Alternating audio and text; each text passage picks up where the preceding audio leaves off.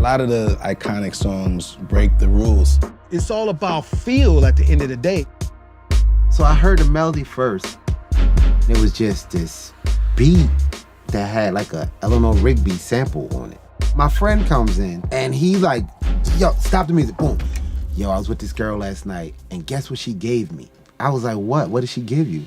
And he was like, that thong, thong, thong, thong. Just like that. That girl's so scandalous, and I know I never handle it. And she's shaking that thing like who's the ish with a look in the eye so devilish. I'm like literally writing the song, talking about the date that I was on. How can I show my mom talking about some thongs?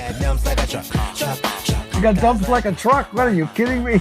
That's it. We got it. Yo, it's a hit. That's a smash. Say it one time and make your life easier. Thong Song took over the world.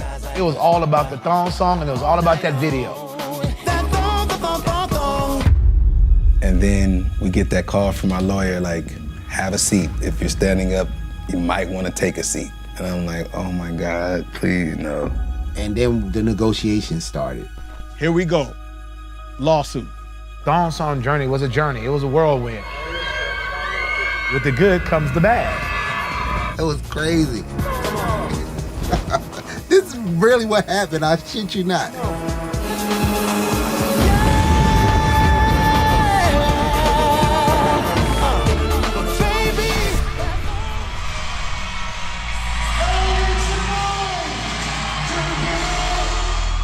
I'm Sisqó, AKA The Dragon.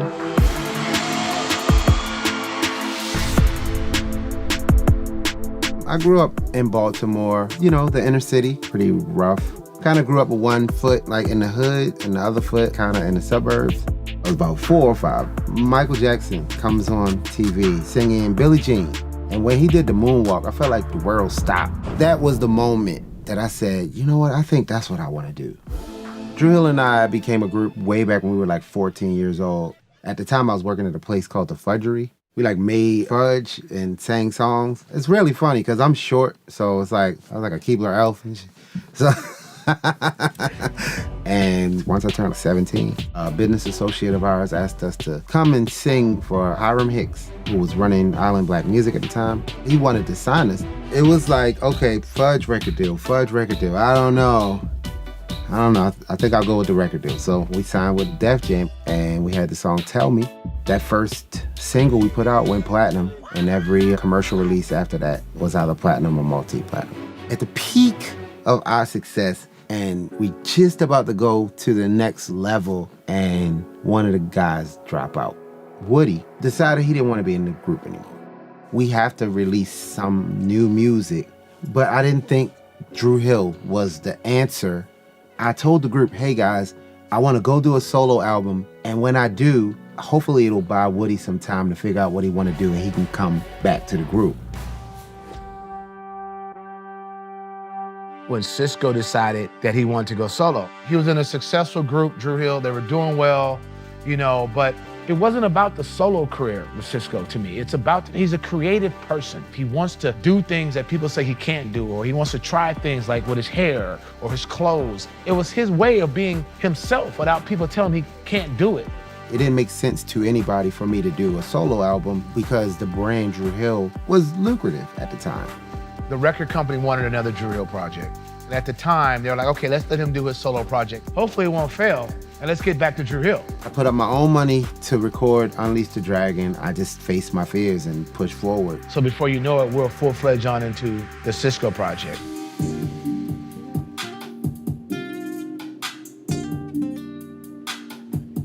1999, me and my producing partner, Tim Kelly, we were carving our own path because we had worked with so many artists. We were working on Usher, we were working on Joe, we were working on Boyz II Men. Kenneth Creer, he calls us, he was like, I'm managing Sisqó, we're about to do a solo project. We're like, oh, wow. At that time, they were considered one of the top 5 producers in the business, but their hits were coming from R&B. When people came to us, usually they came for mids or slows, you know what I'm saying? Like slow jams. You know, and it was funny, people didn't think R&B producers could do pop music. At the time, me and Tim, we basically were in a creative space thinking about Michael Jackson a lot. We knew we eventually wanted to get on Mike's album, so we were doing a lot of ideas that were out of the box from the normal things people had heard us do. So that was creatively this new sound we were trying to forge before we were even in touch with Sisqó.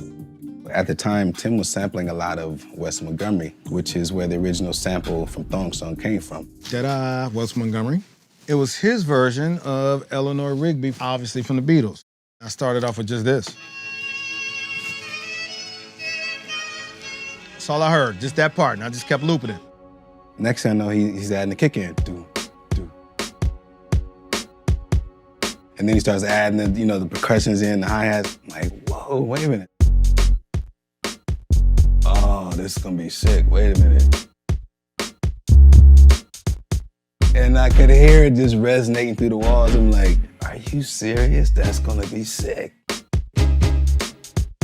So then I go upstairs. And we both just sitting there listening to it going crazy, like, it didn't need anything else.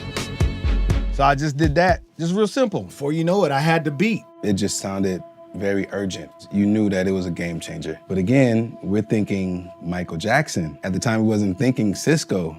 Burnt it to a CD and a DAT. I left it alone. I went to the next song. 3-4 months later, Kenneth called us, was like, Sisqó want to meet with y'all, man. His album's done. He just want to see what y'all got. We had made a compilation of songs for Sisqó. A lot of them were ballads, more in the R&B vein of Dru Hill. It probably was about 20 tracks on there. And that track that had the Eleanor Rigby sample in it, it literally was accidentally put with the bundle of songs that we sent them. When we met with Sisqó, I rewound the DAT. As soon as I pressed play, I realized this is that track. It was the first one on the DAT, and I did it for Mike. Oh my, I was young when it came in. Sisqó was like, yo, man, what is that? It was just this beat that had like a Eleanor Rigby sample on it. So then I heard him when man, you know what, that was nothing. I said, that was just nothing, click, and I went to the next one. So we got the music loud, and he was like, he's over there. Go back to the first one, man. And I'm just grooving like, yo, this is ill. Like, this is the magic. Like, something about this is like dope. A song like that could be what you need to finish the album. I was like, I'm gonna be honest with you. I knew we were coming out here, so I did a batch of tracks for Mike. This was one of them. Man, come on, man. I was like, I'm being honest, that's what I did. And he was like, all right, man, well, you know what? Just send me those ones that you showed me. I still like them, I love those. I was like, okay, cool. He gets on the plane, go back to Baltimore. My cell phone rings. It's Sisqó. Sisqó's on the airplane now, right? He's like, yo, man, Tim, I gotta have that, man. How much money you want, man? I'm serious, man. Like, if you say I can have that, when I land, I'm gonna jump on another plane and come back. And then I'm like, really? If an artist like a song or a track that much, we gotta give it to him, man. Even though we had it for somebody else, and he already heard it on top of that. I messed up and played it, but I'm like, all right, Sisqó, man, you got it. Next day, we in the studio. When Sisqó came back to LA to record it, that's when the track was ready, but there's no song, there was no lyrics. So Sisqó's writing, trying to figure it out. So I heard the melody first, but the words didn't really click. So I had a date that night. We get back to the crib. So we making out, and I'm rounding second base. She decides she wants to get up and strip. It's the first time I had ever seen a thong. And it was glorious. I'm like literally writing the song, talking about the date that I was on. The dress was so scandalous, you know another guy could handle it. This is like real life. The next day, my friends come over. I tell them, gather around. This girl had on a thong. And they was like, a what now?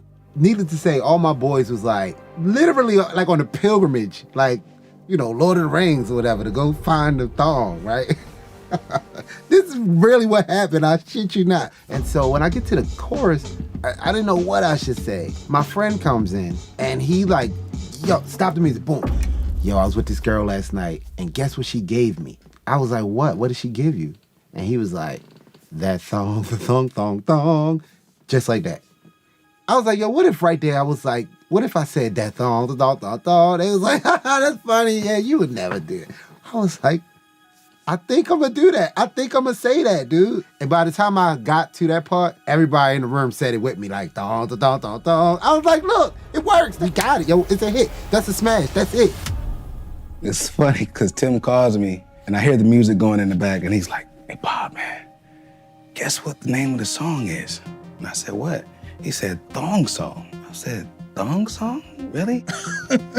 I was like, how can I show my mom I'm talking about some thongs, man? We definitely had some reservations in the beginning. So me and Tim, we've always been 100%ers, meaning we did all the music and we also wrote all the lyrics, did all the vocal arrangements, everything. Here comes Sisqó, you're like, all right, I got this, I want to do this like this. And we were like, whoa, whoa.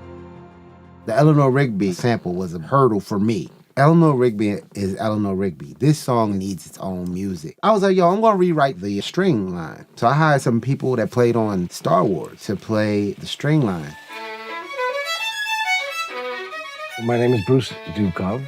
I'm a violinist in the studios in California, and I've done to this date over 1,800 feature motion pictures, not to mention television films and other things. And I'm the violinist on the Thong Song.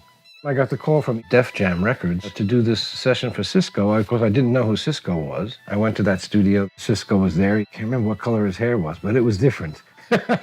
So they played me a track, and it was very Eleanor Rigby-like. And then he was humming a part that he wanted me to play as an obligato, and I thought, is this something like this kind of sound you want to have a... And he said, yeah, that's exactly what I want to do. Then I said, well, what do you want to have as a punch for it? He was going, yeah, like a dun, dun, dun, dun, dun, dun, dun. So I said, what about...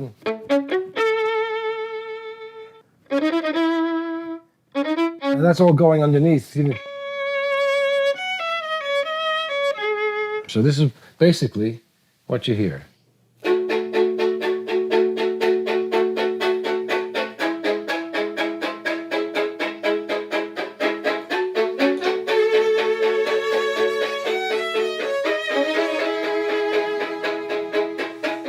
When I first heard it, I'm not gonna lie, man, I was like, they don't even sound like my track now, man. The drums and all that do, man, but at the same time, I'm not scared to change. I'm like, okay, if y'all want it, okay, cool. Sisqó came up with an idea for a key change to modulate a half step up halfway through the song. It creates a powerful dynamic in the song when there's a modulation, because it's like something is the same, but something is different. Well, it's different because the key of the song has risen. I did everything I could to that part to make that climax just really feel epic. It was almost sexual in nature. Oh, yes, yeah. So I'm listening to the hook and I'm like, okay, I'm still trying to work with his sand thong. It's hot though, I can't even front of it. In my mind, I'm like, it's dope. I gotta give it up to him, and it worked. It worked incredibly. So after we turned in the final mixes to Def Jam, that's when we find out that they had went with Gotta Get It as Sisqó's first single. It was interesting because at the same time, all the DJs were like, Thong Song is the one. That's the one you need to go with. And then I want to say by like the third week into working his first single, they pulled the plug. It was like, we got to go directly to Thong Song. That's the thing that forced it to become the single, were the DJs. Everybody just started playing it. And once you got the pop radio playing it, you know, radio's everything. Once they heard it, it was like automatic. Like we did not have to ask anybody to do anything. The song became so huge that you couldn't get away from it. I just remember that some friends of mine heard a song like that, and they said, did you hear that song, Thong Song? It's got this great violin thing going on it. And I said, no, I haven't heard it. And it dawned on me, maybe that's the song that I did. Thong Song took over the world. Thong Song took over radio. Thong Song took over the album. You forgot about the first single. It was all about the Thong Song, and it was all about that video. This thing right here. We couldn't show thongs at that time in the video. I said, what if we show the thongs upside down? So technically you're not looking at a thong, but you are. They made it as racy as they could back in '99. You got dumps like a truck. What, are you kidding me? Wait, let's be clear. When I said dumps like a truck, I did not mean anything about poop. Like, you know, when a dump truck backs up, like, beep, beep, beep. That's what I was thinking. Like, you know, she was backing that ass up and like a dump truck. Dumps like a truck. I kind of had like my own idea of what the video should be.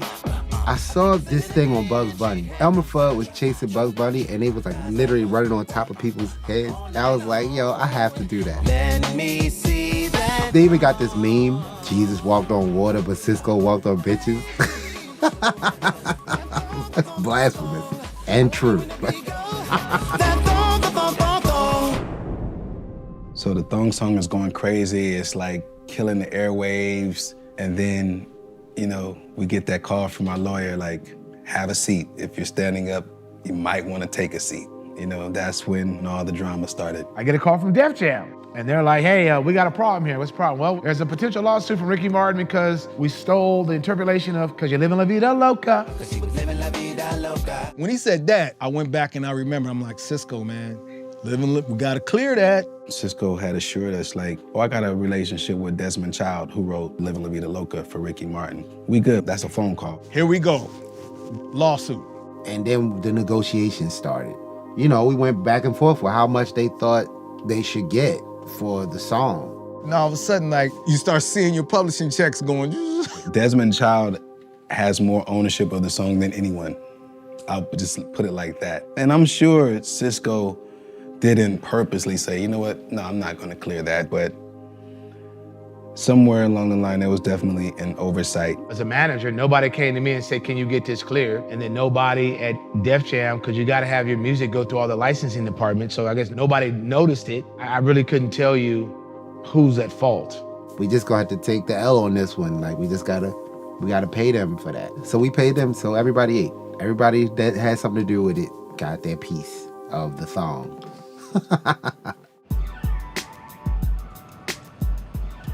The legacy of the Thong Song is introducing the world to thongs, yo. That song was more than just the thong. The fact that my hair was silver and I had on this like leather clothes and the dragon and flying around in my videos. And then you got like artists today who dye their hair every color of the rainbow and just expressing themselves in different ways.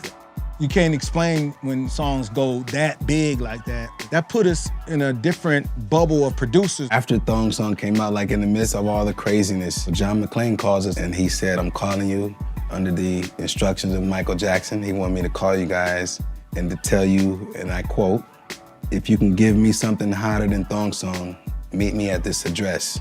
And it was the address to his recording studio. Coming full circle to end up that we actually get the call from Michael Jackson because he loved the Thong Song. And it was amazing. That's the beauty of when you're on a path. You don't know where you're gonna end up, and that's where all the good stuff is. It's in the journey. Sisqó, man, think about it, man. It's a bad dude. That was fun. That was fun recording that song. I don't include everything in my bio, but along with Sinatra and Streisand, with whom I work, the Thong Song is mentioned in my bio. I already had a huge amount of respect for Sisqó, but through the recording process of this song, I definitely saw like, okay, he's absolutely forging his own path. The Thong Song, it changed everything. It changed people's lives. It changed his life, changed my life. It changed the perception of a young black kid in inner city Baltimore who could go out and become something. It's cool that people still dig the record. And they still go nuts over it too, every time we sing it live. Do I ever get tired of singing Thong Song, they ask me. And nah, dude, it's the Thong Song. To the cruise to connect the dots, not just urban. She liked the pop cause she was living la vida loca. She had dumps like a truck. Thighs like what? Baby, move your butt. I think I'll sing it again. So my wife had the thong back in 1976. She made her own thongs. And that was like, I have to marry this woman. I like thongs, what can I tell you?